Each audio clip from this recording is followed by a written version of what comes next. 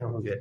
तो चलो फिर देखो, बहुत ही ज्यादा इंपॉर्टेंट है दोस्तों जीडी वाले एग्जाम के लिए, मगध साम्राज्य। मगध साम्राज्य का जो उल्लेख है वो अथर्ववेद में मिलता है। मगध साम्राज्य में 3 वंश है, हर्यक वंश, शिशुनाग वंश और नंद वंश।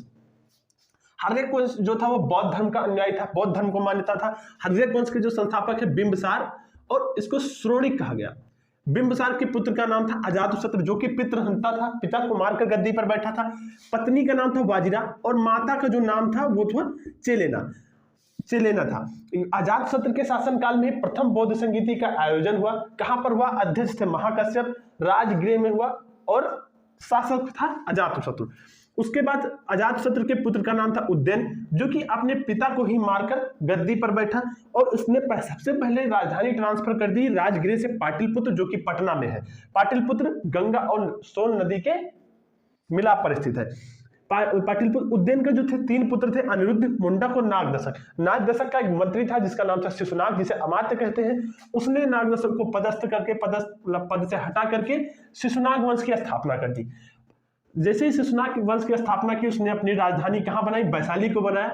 उसके बाद उसके शासनकाल में एक और इंपॉर्टेंट आता है, उसका पुत्र जो बैठता है कालाशोक या काकवर्ण आता है, और इसके शासनकाल में द्वितीय बौद्ध संगीति का आयोजन हुआ। अध्यक्ष कौन थे? साबक मीर थे, ठीक है।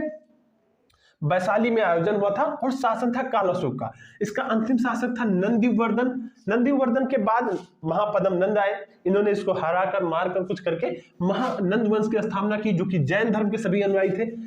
महापद्म नंद बहुत इंपॉर्टेंट है, उपाधि से क्वेश्चन आता है। उपाधि एक राट या एक छत्र महापद्म नंद को कहा गया है। भार्गव पद्म नंद को कहा गया है। भार्गव का मतलब होता है परशुराम का अवतार, सर्व छत्रांतक कहा गया है। क्षत्रियों का नाश करने वाला महापद्म नंद को कहा गया है।